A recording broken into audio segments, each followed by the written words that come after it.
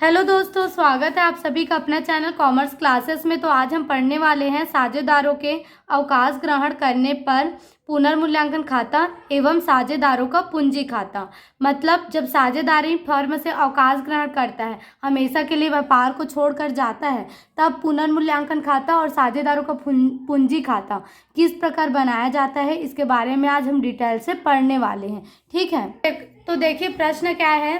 रवि, सोम और मंगल 2, 3, 5 के अनुपात में लाभ हानि बांटते हैं। उनका चिट्ठा 31 दिसंबर 2007 को निम्न है। मतलब एक फर्म है जिसमें रवि, सोम और मंगल क्या है, 3 साझेदार हैं और उनका जो भी लाभ हानि हो उनको प्राप्त होता है उसको कौन से अनुपात में बांटते हैं इन लोग, 2, 3, 5 के अनुपात में बांटते हैं। मतलब पहला नाम रवि का है तो रवि का अनुपात कितना होगा, 2, और सोम का कितना होगा, 3, और मंगल का कितना होगा, 5 होगा। ठीक है, अब हमको क्या करना है, इससे लाभ हानि बांटते हैं बोल दिया। ठीक है, उनका चिट्ठा 31 दिसंबर 2007 को निम्न है। मतलब ये सब उनका क्या है, दायित्व राशि, संपत्ति राशि, मतलब ये उनका दायित्व और संपत्ति है। ठीक है, अब देखो आगे क्या बोल रहा है। 1 जनवरी 2008 को मंगल अवकाश ग्रहण करता है।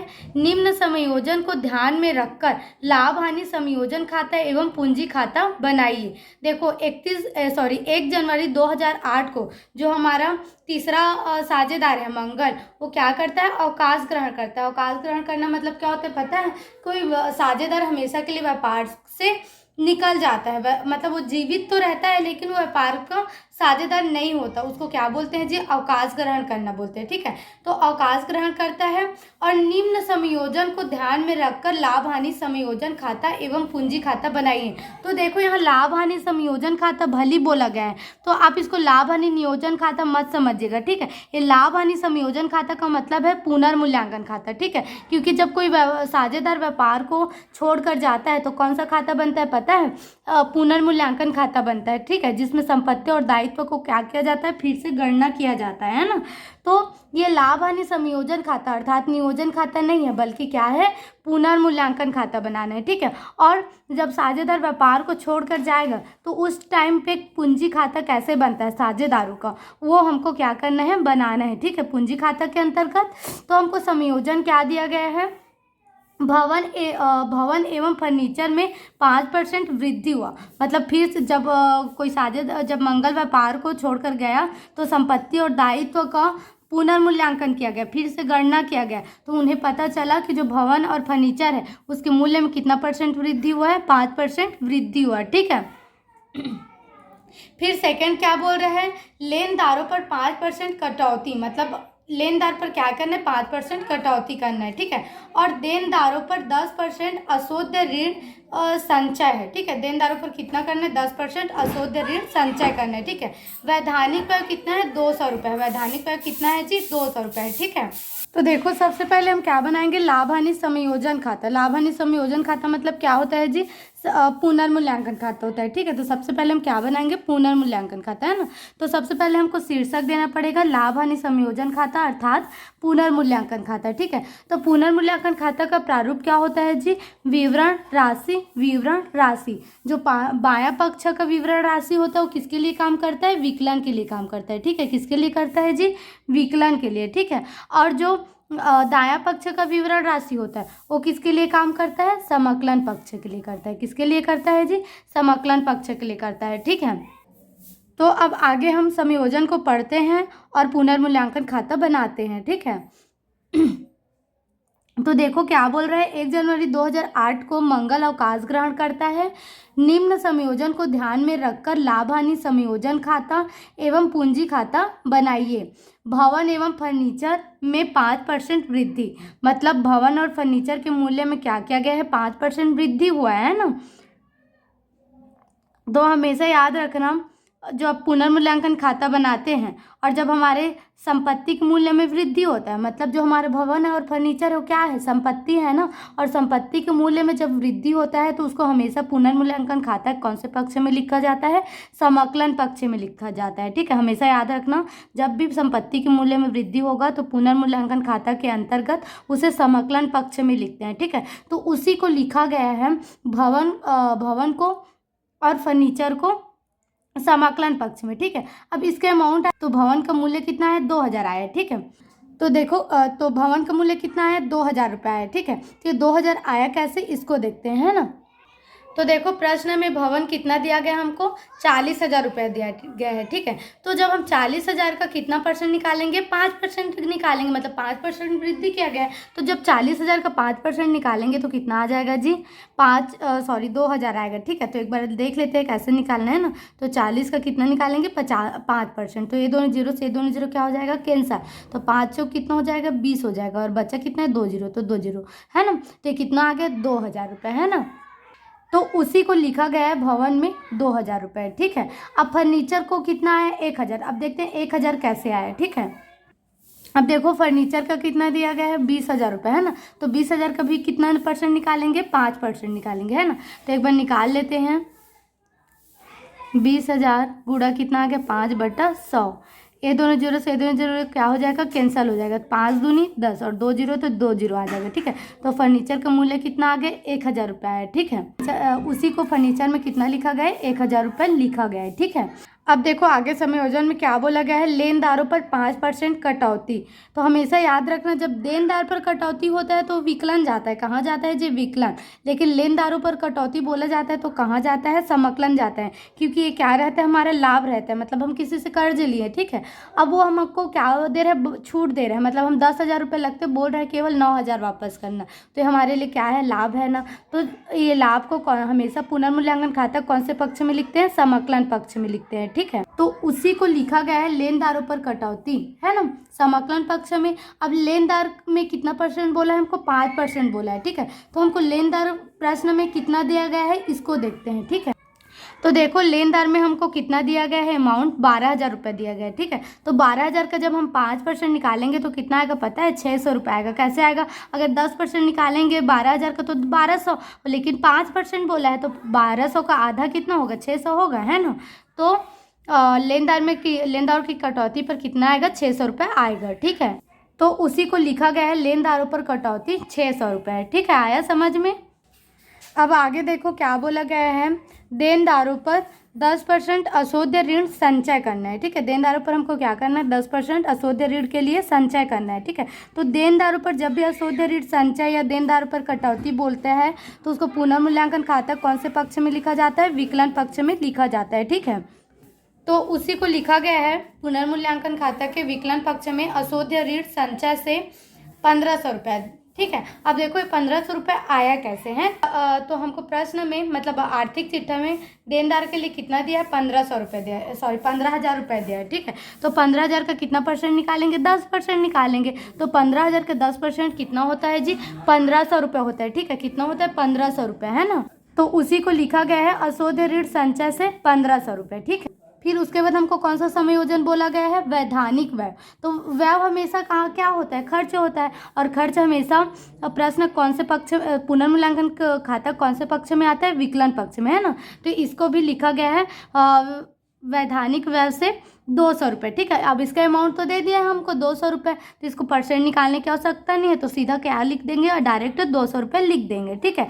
अब क्या करेंगे, हमारा सभी प्रकार का संयोजन हो चुका है। अब हम क्या करेंगे, विकलन और समकलन पक्ष के दोनों पक्ष के राशि को योग करेंगे, ठीक है, कुल करेंगे। फिर क्या करेंगे, उसका अंतर निकालेंगे कि कौन से पक्ष में ज़्यादा आया और कौन से पक्ष में कम आया है, ठीक है। तो देखो सबसे पहले हम समाकलन पक्ष को जोड़ते हैं, ठीक है। तो कितना है समाकलन, 2000 में 1000 जोड़ेंगे 3000, 3600, इधर कितना है 3600 रुपये, ठीक है। और इधर केवल कितना है 1500, और 200 को जब आपस में ऐड करेंगे तो कितना आ जाएगा 1700 रुपये आएगा, है ना। तो इधर क्या है, ज़्यादा है, कम है, और इधर क्या है, ज़्यादा। तो हमको जिधर कम रहता है उधर क्या लाना पड़ता है, शेष लाना पड़ता है, ठीक है। तो इसको शेष ले गए नहीं लिखा जाता पुनर्मूल्यांकन खाता के अंतर्गत, बल्कि क्या लिखा जाता है पता है, साझेदारों के पूंजी खाता से लिखा जाता है। क्या लिखा जाता है जी, साझेदारों के पूंजी खाता से, है ना। तो साझेदारों के पूंजी खाता से लिखें। फिर जितने भी साझेदार हैं रवि सोम मंगल, इनको कौन सा अनुपात में बांटेंगे, जो शेष की राशि है उसको उनके जो पुराना अनुपात है ना उसी में बांटेंगे, ठीक है। तो जब हम 3600 रुपये में जब 1700 1700 रुपये को माइनस करेंगे तो उसका शेष कितना आएगा जी? 1900 रुपये आएगा। ठीक है, अब जो 1900 रुपये आएगा ना उसको हम लोग क्या करेंगे, पुराना अनुपात में बांटेंगे। ठीक है, मतलब जो हमको शुरुआत में ही दिया गया है, रवि सोम और मंगल कौन से अनुपात में बांटते हैं? 2 3 5 के अनुपात में बांटते हैं। उसी अनुपात में क्या करेंगे, ये जो लाभ है उसको बांटेंगे। और हमेशा याद रखना, पुनर्मूल्यांकन खाता में अगर हमको विकलन पक्ष में शेष लाना पड़ता है तो लाभ होता है, और समकलन पक्ष में यदि शेष ले जाना पड़ता है तो क्या है? हानि। लेकिन हमको कहाँ ले जाना पड़ रहा है जी? विकलन, मतलब हमको क्या हुआ है? लाभ हुआ है। ठीक है, तो अब 1900 को क्या करेंगे? 2 3 5 के अनुपात में बांटेंगे। तो पहला किसका निकालेंगे? रवि का निकालेंगे। ठीक है, तो रवि का अनुपात हमको प्रश्न में कितना दिया है? 2, और 3 2 5 और 5 5 कितना हो गया? 10 हो गया। ठीक है, अब इसको हम क्या करेंगे? हल करेंगे। तो ये दोनों जीरो क्या हो गया? इससे ये कैंसिल हो गया। अब आपस में क्या कर देते हैं? मल्टीप्लाई। तो 2 शून्य 0, 9 दूनी 18 किया 8, हासिल 1, 2 1 कितना हो गया? 2 1 कम 2, 2 और 1 कितना हो गया? 3, 380। तो इसीलिए रवि के मेरे लाभ में लिखा गया है 380 रुपये। ठीक है, अब सोम का अनुपात कितना है जी? 3 है, तो इसको 3 से गुणा कर देते हैं। तो 3 शून्य तो कितना हो जाएगा? 3 शून्य 0 हो जाएगा, और 3 निया कितना होता है? 27 की 7, हासिल 2 है ना, और 3 1 3, 3 2 कितना हो जाएगा? 5। तो सोम का कितना आ जाएगा? 570 आ जाएगा। ठीक है, तो सोम के में कितना लिखा गया है? 570 रुपये। ठीक है, फिर मंगल का अनुपात कितना है? 5 है। ठीक है, तो इसको 5 से मल्टीप्लाई कर देते हैं। 5 शून्य 0 हो जाएगा, और 5 ने 45 की 5, हासिल 4, और 5 एकम 5, 5 और 4 कितना हो जाएगा? 9 हो जाएगा। ठीक है, तो ये कितना आ गया? 950। तो मंगल के में लिखा गया है 950।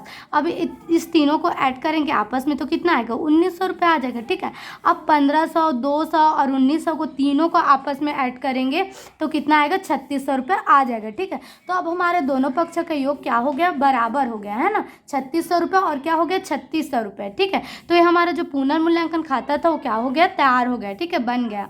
तो अब आगे हम क्या करेंगे?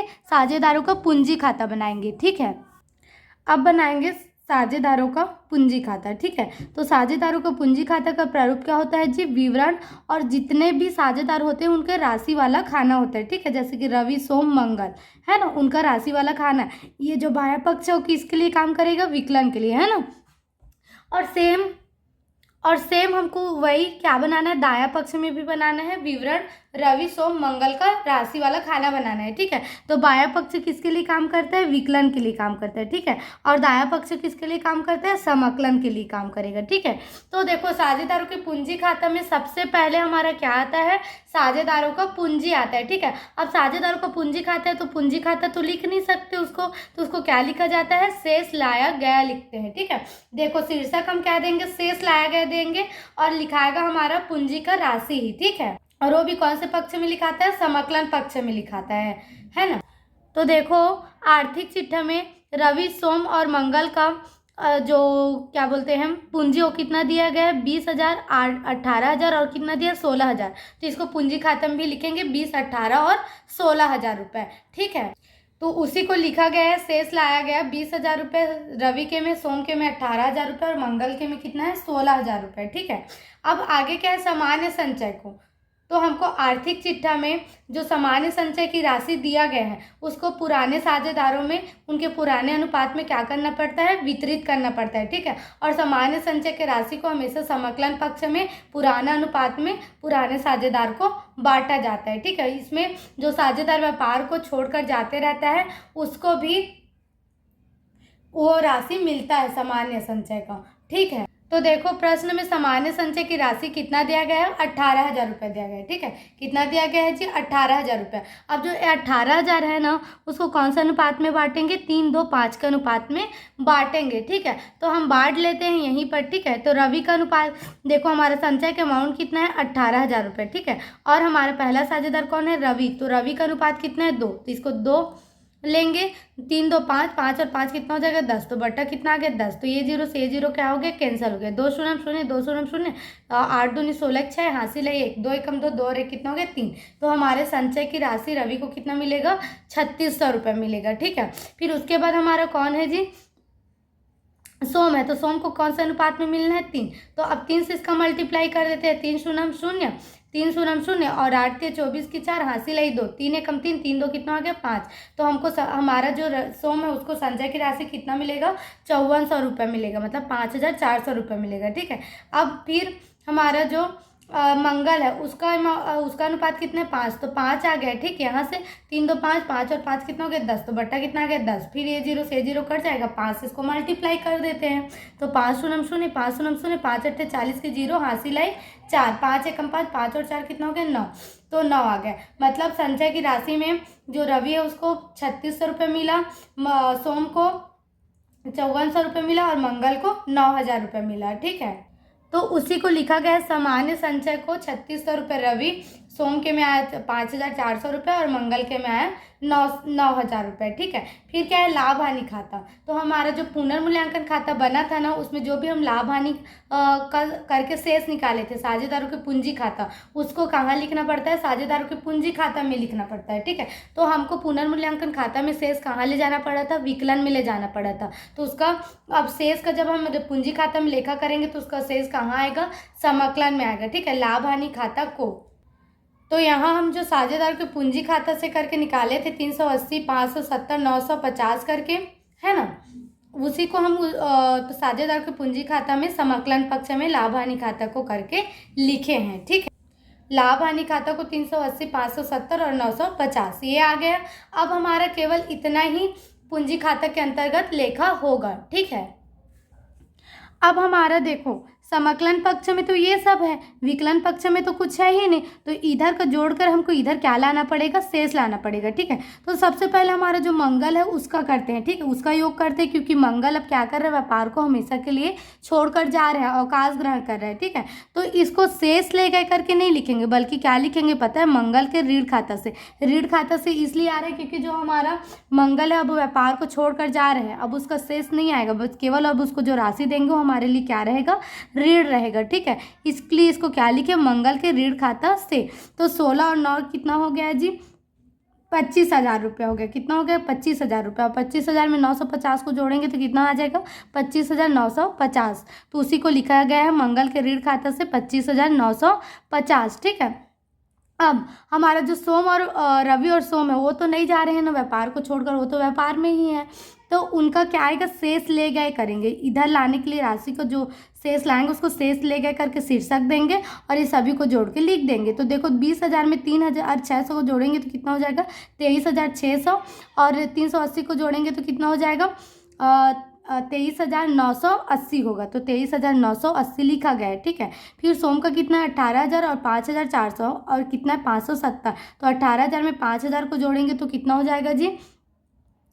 2 को जोड़ेंगे तो 20,000 है ना, 23,400 रुपये हो जाएगा। अब 23,400 रुपये में हम 570 को और जोड़ते हैं तो 23,970 हो जाएगा। तो सोम के में शेष ले गए में कितना लिखा गया है 23,970। ठीक है, अब दोनों पक्ष के योग क्या हो जाएगा बराबर, ये 23,990 980, इसमें भी क्या होगा 23,980, इसमें 23,970 है तो इसमें भी क्या आएगा क्या आ गया 23,970। ठीक है, ये कितना है 25,950, तो इसका भी कितना है 25,950। तो दोनों पक्ष का योग क्या हो गया बराबर हो गया। ठीक है, तो हमारा जो साझेदार को पूंजी खाता है वो भी क्या हो गया कंप्लीट हो गया। तो हमको प्रश्न में बोला गया था साझेदारों का पूंजी खाता और पुनर्मूल्यांकन खाता बनाने के लिए, तो हमारा दोनों ही खाता क्या हो गया बन गया। ठीक है, तो अगर आपको टॉपिक समझ में आए वीडियो पसंद में आए तो वीडियो को लाइक कीजिएगा और चैनल को सब्सक्राइब कीजिएगा। ठीक है, थैंक यू।